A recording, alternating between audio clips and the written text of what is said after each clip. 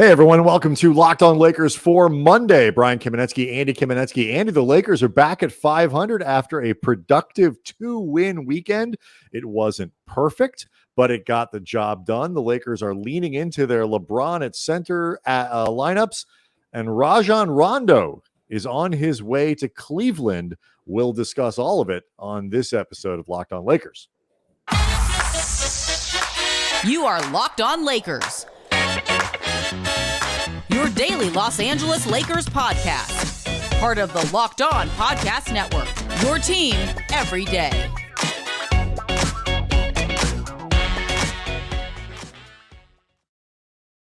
I want to thank everybody for making Locked On Lakers your first listen of every day, Monday through Friday. We get this thing up bright and early, so everybody, no matter where you are, what time you access your podcasts, you have fresh Lakers talk ready for you at all times. So Rajon Rondo is on his way to Cleveland. The Lakers have a big decision to make about Avery Bradley, so some roster stuff that we'll definitely get to over the course of the show, Andy. But first, let's start with the weekend. The Lakers knock off Minnesota 108-103 on Sunday. This after blowing out Portland on Friday. That brings them back to 500, 19-19. They are now tied essentially for 6th, 7th, and 8th in the Western Conference. It's a cluster bleep down there. But overall, a productive weekend. We've said it, Andy, beggars can't be choosers. They played 2 games. They won 2 games, on to the next. Well, I mean, first of all, let's spin this both ways. Mr. Glass half full. They are half a game behind Denver for the 5 seed. They're clustered up 6, 7, and 8. They're half a game out of 5. So let's make sure we are representing correctly what is going on with this team, or a full game. But either way, they've rocketed well past Sacramento, a full 3 games over the 10 spot. Right, exactly. So things are looking much better. No, they are looking better than they did when we recorded Friday's show, Andy. But all kidding aside, we talked about heading into this stretch that they have right now, which was 4 games against sub 500 teams. I believe the Kings and the Hawks are the next 2 coming up. These are games that they absolutely have to win. Like I believe I said 3-1 should be the baseline with this team. Now it's 4-0. Right. Well, but I mean, for real, 4-0. Yeah. No, I agree. Like, I mean, I'm not being facetious about this at all. Like this is a real opportunity that they have in front of them. And so far they are cashing in. Like there have been imperfections, like we will get into against the Timberwolves. Sunday particularly was filled with them. Yeah. I mean, Friday went about as well as you could possibly ask, but Sunday, a lot of issues that are inherent to the way they are playing right now, particularly without Anthony Davis, reared their ugly head. But, the bottom line is they won the game. I think they gave themselves a certain degree of confidence and resolve from winning it, despite the issues that they went through, especially on the glass. And again, this is a really, really important stretch for them right now. They're off to a great start with it. You got to win games. The Sacramento game particularly put a little more distance between you and those teams that are chasing you. Minnesota, who was one of them for Sunday's game, which is the reason why it was so important. Also, too, quick thing. I don't know if this is a good omen or a bad omen ahead of the Hawks game later this week. I did see a seagull get hit by a car today in front of me. So a bird being hit is that a good omen or a bad omen when you're playing a bird team later in the week? I've never seen that before. I've never seen a bird get hit by a car like that. I don't know, man. I mean, I am both an animal lover and somebody that is petrified of getting on the wrong side of PETA, so I'm not even going to play this game, bro. And seagulls. I don't want those things mad at me either. Yeah, I mean, it feels like a bit of a reach on your part. A hawk is a hawk, a seagull is a seagull, but either way, I'm not going there. Even if I thought it was a good omen, I would never say it because, again, fair enough. They get on you. All right. So there are 2, basically, I think the issues with Sunday can be categorized in 2 things. Russell Westbrook, again, we're talking about Russ, and turnovers specifically with Russ. And then the Lakers got just annihilated on the offensive glass because they were playing small. Let's save Russ. And let's talk about the Lakers going small thing first. Dude, when you say they got destroyed, they got doubled up on the boards, 56-28. I'm sure I have seen that at some point in the time we've spent covering sports, in particular covering the NBA and the Lakers, but I promise it doesn't happen often. The Lakers had, to put this in perspective, 28 total rebounds. The Wolves had 20 offensive rebounds. I mean, they absolutely just destroyed the Lakers. It is no coincidence that with this discrepancy, Minnesota had 58 points in the paint. They had 20 second chance points. Although, as LeBron pointed out after the game, and I got to say, I had not thought about it this way. And as much as it could seem like you're trying to, polish a proverbial turd, so to speak, he's got a point. 20 second chance points on 20 offensive rebounds. It's not good. No. It's actually, it could be a hell of a lot worse. Yeah, that's what I'm saying. It's not good for Minnesota. Okay. It's a bad number for Minnesota. Yes. All of it. Andy, Minnesota, the Lakers turned the ball over a lot. Now they it's particularly early. And Russ particularly, and we'll get back to that. But a lot of these early turnovers, you combine the offensive rebounds with the turnovers, that did even out towards the end of the game. The fourth quarter, Lakers started to force a ton of turnovers. Anthony Edwards in particular was particularly loose with the ball on the Minnesota side. I'm sure they're talking about that on Locked On Wolves. The Lakers won this game by 5. Minnesota had 18 more field goals. 17 more field goals. Like, that is field goal attempts, I should say. That is a massive discrepancy to be able to still win the game. So, I mean, yes, from LeBron's perspective, the Lakers did mitigate the damage. I think there was one possession where Minnesota had something like 7 chances, 7 bites at the apple, and did not score. So, I mean, yeah, they were not efficient. Ironically, it was like the one time they couldn't cash in on an offensive rebound. Like, why? Like, it was insane. Totally alone at the basket. But the biggest principle, and Naz Reid was sort of at pun intended, at the center of a lot of the Lakers' challenges as they were trying to figure out the offensive rebounding issues. Some of the pick and roll questions, how to defend a center when they were a team is playing a real one. We saw even going back to the Memphis game, Andy, some of the cat and mouse game that'll be played when Steven Adams was on the floor, how some of the cross matching would go on. The Lakers were trying really hard to avoid putting LeBron on a center because of particularly that center, because of the amount of physical toil that takes. And it's a through line that's going to run through every team that is going to play a center. And Minnesota didn't have Karl Anthony Towns on Sunday, which obviously made a huge difference in this game. They didn't have D'Angelo Russell either. Both guys in the COVID protocols. And for what it is worth, really quick, had Karl Anthony Towns been available, I strongly suspect Dwight Howard starts this game. Dwight probably would have started, but the Lakers still would have been, I think, trying to find ways to go small. And my larger point here is, as opposed to not playing at all, though. That's not playing at all. Right.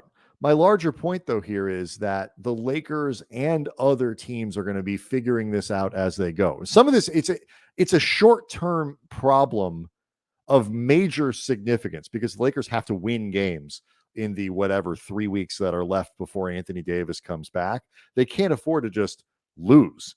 But in the grand scheme of things, in the long term, assuming there's a playoff run to run to, Anthony Davis is going to be back and will be playing against Karl Anthony Towns and whatever center they got.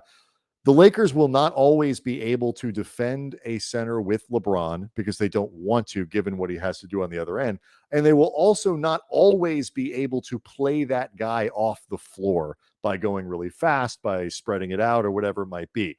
There are going to be a lot of nights like this in between where the Lakers are at a disadvantage and have to make the best of it, which I think gets to why, Andy, I know you asked Frank Vogel about this, why they stuck with it. And didn't try to run Dwight Howard out there to guard Naz Reid and all this other stuff. I think it's a major reason why they chose to do it the way that they did. Yeah, I asked Frank Vogel about this, just like the idea of what I suspected, and I tweeted this out at Cam Brothers because I saw just a ton of people up in our mentions asking, why is Frank Vogel this idiot not putting Dwight Howard out there because they're getting crushed on the boards? And my suspicion, and Frank confirmed this after the game, was, look, if we're going to be a small team, we have to learn how to rebound as a small team. Even if we're going to get out rebounded, we have to learn how to get out rebounded in ways that are more manageable. Like we have to learn how to be a smaller a smaller rebounding team. Like that's a thing. Mm-hmm. And we're not going to learn that if we use Dwight or I guess DeAndre Jordan as size that bails us out. Like this is something that if we're going to do, we have to commit to it. This is actually a good team to try to learn how to do it against because they're really good on the offensive glass anyway. Like Minnesota's very, very good. They're one of the best teams in the league at it. And the Lakers should be able to beat the Wolves even with this issue. And they did beat the Wolves with this issue. And I say this as somebody who has been, begging the Lakers all season, like a lot of people, to really lean into and commit to going to smaller, because I think on balance, that is the best version of this team. Mm-hmm. You can't have this both ways. Like you can't want them to lean into being small, but then go big anytime there's trouble. They're not going to learn how to do this. Like, again, a guy like Karl Anthony Towns or Jokic or like a premier big that you just can't have LeBron or Stanley Johnson or someone like that start out guarding, fine. If you can't survive against, no disrespect, Naz Reid going small, then you can't play small. Like you just can't. Yeah, and there's. I think Vogel was right about this. I think he's 100% right. I completely agree with him, and he also pointed out, and this is a non-trivial thing to consider. They got their asses kicked in the other two games they played against Minnesota on the offensive glass, and those were games that the bigs did play. So, what are we clinging to? It's the proverbial. It's 3 a.m. on a cockfight from Elaine from Seinfeld. There are a couple other things I want to touch on here with the small lineup and what they're doing, and obviously get into Russ and the Rondo thing. So this is the direction that they're going, and there are tons of wrinkles in it. And so we'll get to all that next. Locked On Lakers brought to you by Built Bar. It is officially 2022, which means New Year's resolutions. And if yours happens to involve getting fit or eating healthier, make sure Built Bar is part of that plan. Built Bar is the protein bar that tastes like a candy bar. I think even better than a candy bar, but it allows you to eat healthier without it feeling boring. Built Bars, they're covered in 100% real chocolate. That most Built Bars contain only 130 calories, 4 grams of sugar, 4 net carbs, and 17 grams of protein. That is awesome. And let's say you're not a huge fan of working out, because let's be honest, nobody really likes working out except like the muscle heads and they're weirdos and the fitness freaks. Yeah, the bras with, they drive big trucks and they're compensating. But it's like you don't like working out, but you want to at least feel like you're taking care of your body. Again, Built Bar. Awesome choice. You got great flavors like coconut almond, peanut butter brownie, raspberry, salted caramel, and down the line. So many great flavors. So go to built.com, use the promo code LOCKED15, get 15% off your order. Again, promo code LOCKED15, 15% off at built.com. I mentioned that, the Lakers are going to be trying to figure out ways to not hide LeBron, but to keep LeBron from having to guard Naz Reid, which he did in the fourth quarter. Teams have been hiding LeBron his whole career. Just slip by, and if you don't notice, the guy is there. From trying to win in spite of his presence. You want to avoid having him have to guard centers as much as you can. So it's Stanley Johnson against the Grizzlies. It was Carmelo Anthony. It was all kinds of weird stuff that you see, from game to game, and it reminded me some of 2019, 2020 is like, we know Anthony Davis is going to close games at the 5 and he's going to guard the opposing team's center. But it is his preference that they want to try to avoid, stretch that out and avoid as much of that as possible until the crunch time minutes. And they got enough production from JaVale McGee and from Dwight Howard that they could do it. And I think there's going to be a version of that for the next 3 weeks or so, where the Lakers spend a game trying to figure out how to mitigate it. How can we keep LeBron from having to do this for 4 quarters, because we can't ask him to do everything on the offensive side and push on gigantic, people who are even bigger than him. And look, Stanley Johnson gave it a run and other people gave it a run and it wasn't working particularly early. LeBron got on Reid in the 4th and basically ended the threat. But the game turns out, I think, differently if you put LeBron on him in the first quarter. Well, also, I think it's worth noting too that as much as Naz Reid was destroying them in the middle, but some of this was on second chance points or and pick and roll offensive coverage. Rebound. Like I was going to say, some of this was pick and roll coverage that obviously size can play a role in that, but some of this is just the Lakers having difficulties. You tried to avoid pick and saying roll. size matters, didn't you? Well, because your face went all frankly dirty. Well, I mean, they're all kinds of. I would like to remind the we were told not to go blue. Well, mostly, Brian, what I was trying to do it was avoid getting off track the way you ended up going anyway. Because again, it's because I am 11 years old. Yes, but I mean, the Naz Reid thing also too. It wasn't just a guy who got a bunch of offense. I mean, he was 10 of 17 from the floor. I mean, he was very efficient in all kinds of ways. It's not a terrible. Naz Reid doesn't suck. He is not a bad player. If he wasn't backing up Karl Anthony Towns, he might have a more prominent role on a different team. He might, but again, I still stand by my original point. You are correct. And look, Jared Vanderbilt, who is a very, very good offensive rebounder, very good rebounder, period. He was killing them on the glass. Patrick Beverley, who is an outstanding rebounding guard, particularly offensive rebounding. First team all weirdo. He is a first team all weirdo, but you remember that play where he fouled LeBron and they were all tangled up and he just wouldn't let go of LeBron's arm? Yeah.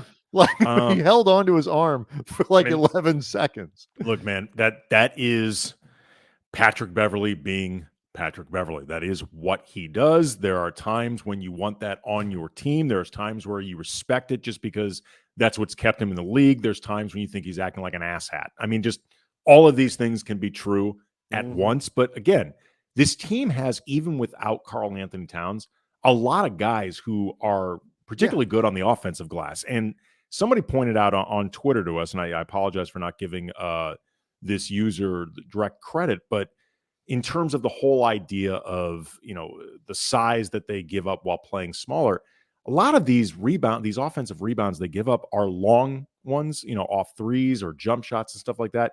And that's not necessarily going to get solved by having Dwight or I guess DeAndre on the floor anyway. Like some of this is, again, the Lakers have to learn, to box out better and stuff like that, but also, frankly, how to just anticipate, get to spots quicker, get to spots harder. Yeah. I mean, there were times where Minnesota was just flat out hustling them with it. Yeah. And it's not the first time it's happened this season. It's attentiveness. And, it's a defensive attentiveness from guys like Westbrook and all kinds, down the line includes putting a body on somebody when a shot goes up.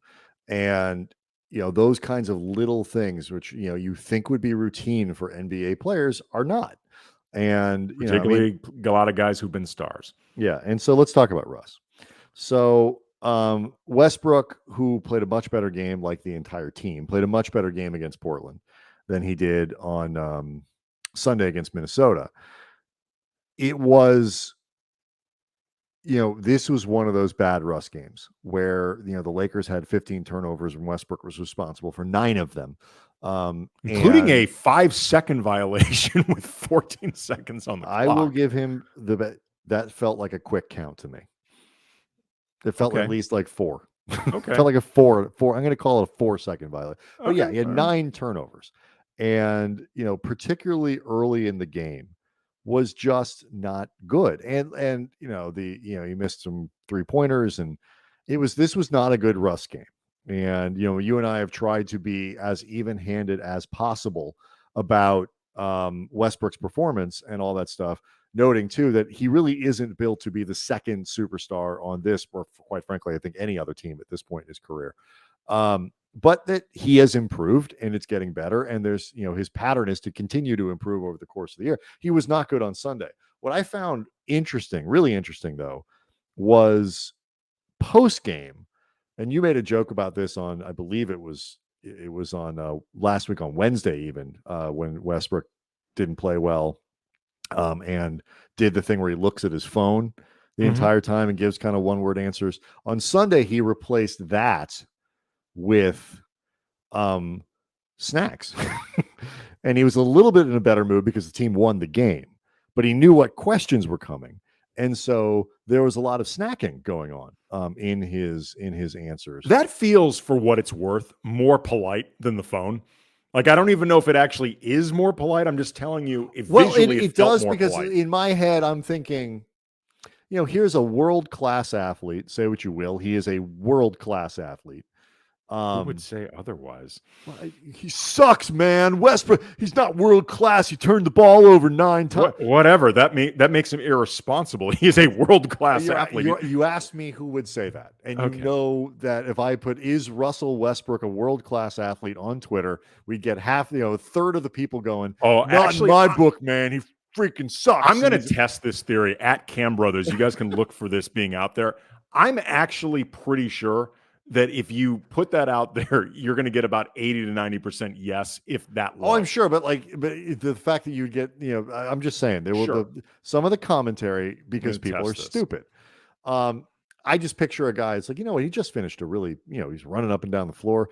He needs a snack. Like that makes sense to me. But he was asked, as he always is in these situations, about the turnovers and about some missed shots and empty possessions and things like that. And the question was framed, Andy, in the context of, you were having a tough game out there, Russ. And his answer, I thought, was fascinating. And we'll talk about that and the whole Rondo thing next. Okay, so Andy, here's what Russ said when he was asked. I disagree with the point that the game wasn't going my way. My game is not predicated on shots or if I turn the ball over. If I miss shots, that's part of the game. I'm allowed to miss shots. I can do that. Like any other player, I can do that. I can turn the ball over too. I can do that. That's all part of the game. But when you watch a basketball game and you figure out what the impact is, making the right plays, boxing out, rebounding, whatever that may be, making the right play, making the right reads, that's all about being a basketball player. I mean, sure. He pulled a Howard in Uncut Gems. I disagree. I disagree. I mean, yes, he's allowed to miss shots. He is allowed to turn the ball over. And when he does a lot of both of those things, when he does the latter 9 times in a game and he's the point guard, we're gonna ask him about it. And Laker fans, not surprisingly, are sort of apoplectic about this response. And I'm sort of two minds. I get why. It's like, the right answer to that question is, yeah, I really got to do better. I was not good out there and all that. The more fascinating answer is the one he is this. My game is not predicated on shots or if I turn the ball over. The hell is it predicated on? I disagree. I mean, I don't. It's that answer has thrust, I suppose. He is very sensitive to this criticism of that he's not performing and not playing well, and it is the wrong answer to give if you're trying to kind of show accountability and all that other stuff. It's also somewhat irrelevant because I'm assuming he's not turning the ball over and things on purpose or missing shots on purpose. Yeah, it was interesting. I mean, for what it's worth, both Melo and LeBron after the game said that Russ will beat himself up over this stuff. Like they said they don't have to get on Russ about the turnovers because he'll be on himself, and that this stuff eats him up. So, this may be a defense mechanism playing out in real time. I agree with you. Yes, it is absolutely a defense mechanism. Laker fans may, ask the natural question, then why the hell doesn't he do something about it? But just the idea that Russ genuinely does not care if he turns the ball over 9 times, I feel pretty confident is not an accurate representation of how he feels. That being said, though, and this is similar to, quotes that we've had, comments Russ has made over the last couple of weeks about just like, he is the best evaluator of what it means for let Russ be Russ. The idea of nobody is a better judge of me playing at my best and what I bring to the table than myself. And, just the idea of how he not just evaluates himself after a game, but what he decides to do about the stuff that he doesn't like it's a fascinating question that, to be perfectly honest, I don't think we will ever get a very good answer from him, because I don't think Russell Westbrook will ever be that candid and vulnerable in this sort of setting. Right. Maybe in a setting, like the Showtime documentary, I think it's Showtime, that he helped Completely produce about controlled, right, himself, where he can absolutely. control some of this, where I think you will get more of an honest view of Westbrook, of himself, but where he is allowed to take more control of it. So this is something that I think is going to be both fascinating and very frustrating for Laker fans in this process. But just, I guess what really matters is what Russ does with whatever accountability he feels towards this. Mhm. Yeah, and I think he's Like, doing. how does that play out in terms I think what of he's doing about results? he's trying to. I mean, he's trying to contribute as much as he can, while still, I think, doing those things that he knows make him who he is. Like, it's always that sort of knife's edge with Westbrook. What I think is just fascinating about it is that, you go back to the sort of the front end of the quotes we were talking about last week. You mentioned some of them, Bear, about, like, only I know more than anybody what it is to be Russ and what that means. Getting contradictory stuff from different people and the voices and the coaching staff, whatever it might be. In that same quote, he's talking about everybody's, expects me to go out and get 25, 15, and 15 and all that. Like, that's not the coaching staff.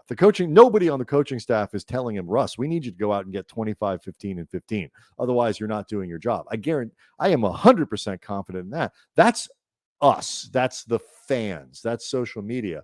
And the surprising thing to me, and we'll get to the Rondo thing here next, is how much he is responding to what is very obviously chatter from external stuff, randoms, eggs on Twitter, people like us, whatever it might be. Because I've always sort of thought of him as somebody who clearly doesn't give a bleep about what you or anyone else thinks about him.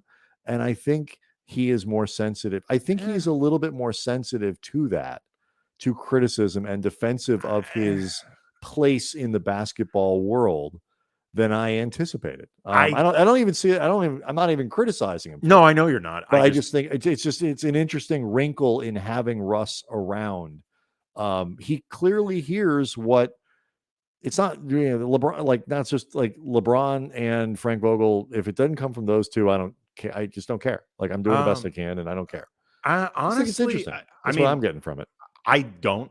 I think he doesn't really care. I think he thinks the questions are just an exercise in dumbassery, to be totally honest. I think that's a stupid answer to it. Even if the question is dumb, that's a dumber answer.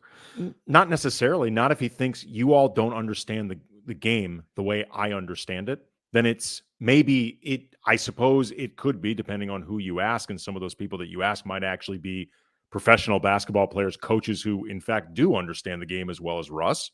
But I think in his mind, a lot of people just don't get it. He just doesn't like say, "Yeah, I didn't play bad. I didn't play well." Like, sure. He doesn't. But he is very defensive about that. I think he's defensive in part because he hates dealing with media. Period.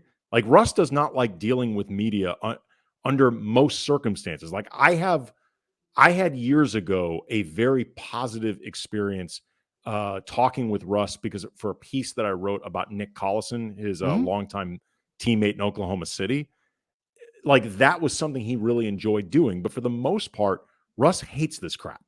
And I think he thinks most of it is kind of a stupid waste of time. And I think he's always been pretty antagonistic towards media.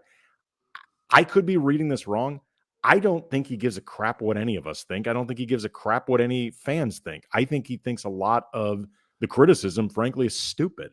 That's what I think. I don't think he's. I think both can be true, but he is a, and I have an enormous amount of respect for him. Sure. But it's just the process of this season, which has been very difficult for him, has also kind of played out in what he's, I think, reacting to in a lot of different ways. Let's do Rondo real quick, and we'll get to Avery Bradley this week, because the Lakers have to decide by Friday. I believe it is the 7th. Friday is the 7th. Yep. Whether or not they're going to keep him for the full year. guarantee his contract going forward. And so I think the answer to that is yes, but the why is probably more interesting. So we'll probably maybe we'll get to that starting tomorrow. Lakers have agreed to trade Rajon Rondo to Cleveland for Denzel Valentine, who they will waive. The Lakers solves a need for Cleveland because they are down to Kevin Pangos as their starting point guard with Garland in the protocol. Or Garland's hurt, actually. I think is he in the protocols or is hurt? He's not available. Ricky Rubio tore his ACL and Sexton's already out for the year. So they have nobody. And they need somebody who can tide them over while they probably go find a different point Rondo guard. will learn that offense in 5 minutes. And he'll be an adequate replacement for a couple weeks to give them minutes. Yeah, and he will be helpful for a young team with Yeah. virtually no collective playoff experience if they end up going to the playoffs, because Cleveland's having they have a chance to be a top 4 seed in the East. Yeah, they're having probably the most surprisingly- surprise. terrific season. And then ultimately all this does really for the Lakers is clear a roster space, which they'll use then to sign Stanley Johnson for the rest of the season. We strongly suspect it would be shocking if they didn't. So it's an interesting move, saves the Lakers a little bit of money, helps the Cavs, and everybody kind of wins here. Rondo's going to get 3 or 4 weeks where he plays, and then we'll probably go back to not playing a ton. And you never know. I actually think for the Cavaliers, if they end up going to the playoffs, you're going to see more Rajon Rondo, because they're going to want somebody out there who knows what he's doing in the playoffs. And off the top of my head, you've got Kevin Love, you've got Rajon Rondo, and I don't remember the rest of the roster off the top of my head, but I guarantee it is not steeped in playoff experience. No. So I imagine no matter who is healthy and who isn't, you're actually going to see a decent amount of Rondo. And all I was going to say was it also is a nice little thing for the Lakers in the sense that they don't cut Rondo. I mean, beyond the money, they don't cut Rondo, which then allows him to theoretically be picked up by anyone. They sent him to a place where he is still playing relevant basketball, where it's sort of not being sent to some sort of Siberia, which I think is just little stuff that I think players and agents do appreciate. I think everybody benefits from this. I don't think, as much as I think Rondo's voice can still have, and that intelligence, we've described him before as a luxury in terms of being able to pick your spots with him. This team, with all the veteran sage that it has, should not need him the same way. So I don't think the Lakers are going to be hurting for his absence. So again, I think that, like you had said, this was good on both sides. So a lot to cover over the course of the week. Lakers trying to keep momentum going. Only 2 games this week. They actually are going to practice on Monday, which is a rarity. So they're at home. They probably get a couple practices in this week. Only playing 2 games against teams that aren't very good. So definite opportunity for the Lakers to continue building at least a little bit of momentum in the standings, if not momentum in how they're playing. A reminder to please subscribe to Locked On Lakers on YouTube. Breaking news. This podcast tends to be a little bit early, particularly on non-game nights. Get tomorrow's podcast today and all that good stuff. And we will see everybody on Tuesday.